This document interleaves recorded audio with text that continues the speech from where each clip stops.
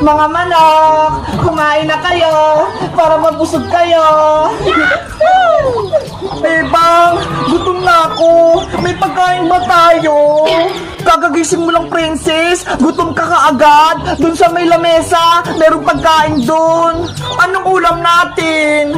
Merong pritong tuya at kamatis, bagong luta. Ano ba yan? Hindi naman masarap yung ulam eh. Tuyo at kamatis. Ang arte mo naman, princess. Masarap tayong tuyo at kamatis. Ayoko nyon. Gusto ko yung pritong manok. Ayun yung favorite kong ulam. Eh paano? Wala naman tayong pritong manok.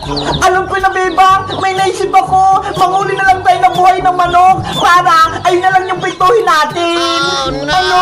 Huli mo yung mga manok? Kawawa naman sila. Kaya mo nga sila pinapakain eh. Para lumaki sila at maging ulam. Diba? Hindi ah. Gusto ko lang silang maging malakas at mabuhay. Basta, gutom na ako. Kaya manghuli na ako ng manok. Ikaw talaga, princess. Kapag gutom ka, kung ano-ano yung nasa isip mo. Bebang, mag-isap na sila ng pagkain para lumapit sila. Sige na nga, tutulungan na nga kita, princess, para makaulam din ako ng manok.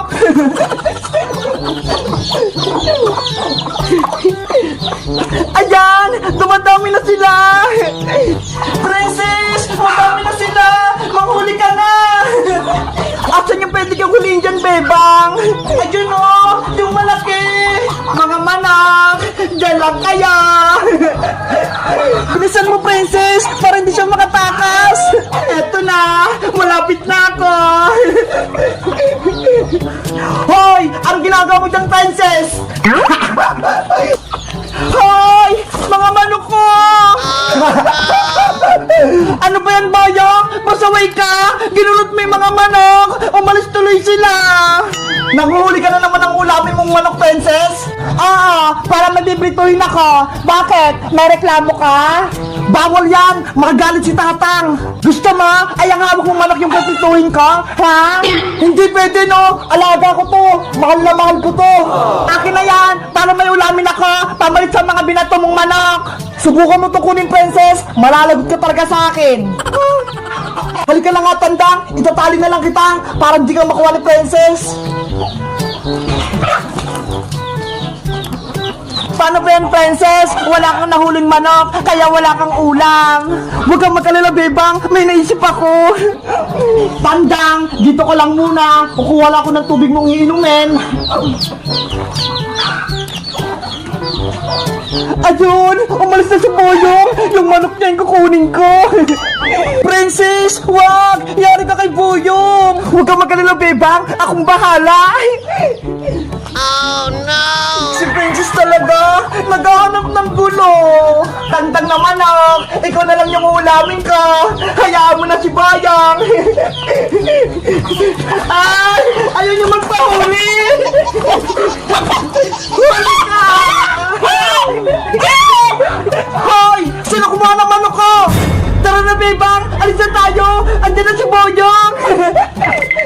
Princess, pasuwi ka talaga. Bebe, nasa akin yung manok mo, Bayang. Ibalik mo sa akin si Tandang. Hindi pwede, no? Uulamin ko na to. Oh no! Si Princess talaga, matakaw. Pating manok ni Boyong, kinuha niya. Beba, bunso kong kapatid, buksan mo na tong pinto. Yoo! Ayoko pa, Ate Barbara. Dito lang po ako sa loob. May kukwento ako sa'yo. Panigurado, magugustuhan mo to. Bilis! Buksan mo na tong pinto. Sige na nga. Yahoo!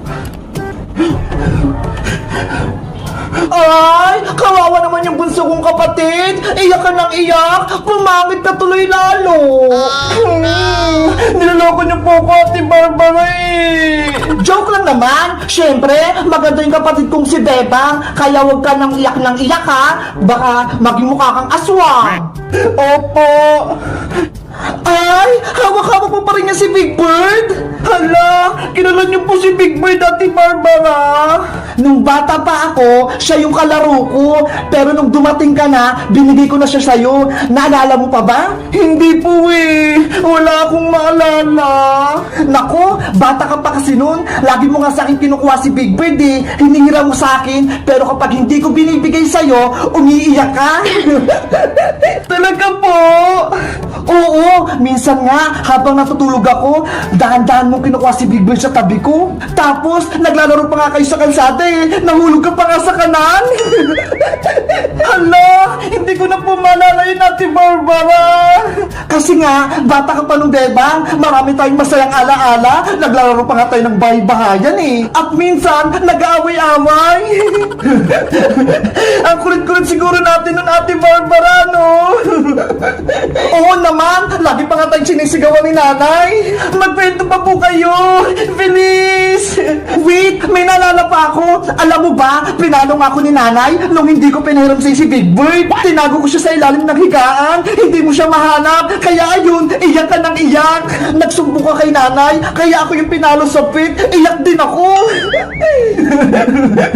Yari, may kasalanan pala ako sa'yo.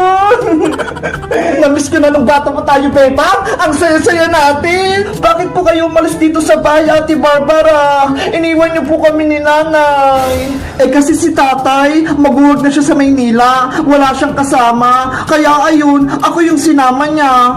Ay, oo. Naalala ko na. Hinatid ko pa nga kayo sa sakayan ng jeep eh. Sa palengke. Tama! Doon ko binigay sa'yo si Big Bird. Ang sabi ko sa kanya, Big Bird, pantay mo si Bebang ah. Para pag wala na ako, may kalaro siya.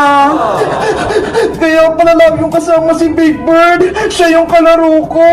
Masaya ako kapag kasama ko siya. Mabuti nalagaan mo si Big Bird, Bebang. Hindi mo siya pinabayaan. Ate Barbara, babawiin mo na ba sa akin si Big Bird? Well, dalaga na ako. Hindi na ako pwedeng maglaro, Bebang. Kaya, sa'yo na yan si Big Bird. Talaga po, Ate Barbara. Hindi mo na siya babawiin. Mukhang masaya sa'yo si Big Bird kapag ikaw yung kasama niya. Kaya, hindi ko na siya sa'yo babawiin. Yay! Salamat, Ate Barbara! Ano, Bebang? Okay ka na? Hindi ka na magtatampo? Hindi ka na rin galit kay nanay? Hindi na po! Masaya na ako, Ate Barbara! Bumalik ka na! May kapatid na ako! Nay! Lumabas ka na dyan! Hindi na galit si Bebang! Bebang, anak! Nay! Sorry po! Nagalit po ako sa inyo! Ako dapat magsoro sa iyo, Bebang! Dahil hindi ko sinabi sa iyo na may kapatid ka! Akala ko kasi, naaalala ko pa si Ate Barbara mo! Naalala ko na po, Nay! Kaya masaya ako! Nakabalik na si Ate dito! Well, hindi na ako alis dito sa bahay! Kaya, magsasama na tayo palagi! Yay! Kumpleto na tayo! Si tatay na lang yung kulang! Masaya akong nakitang masaya ka, Bebang! Kayo guys, masaya rin ba kayo? Mag-comment lang kayo!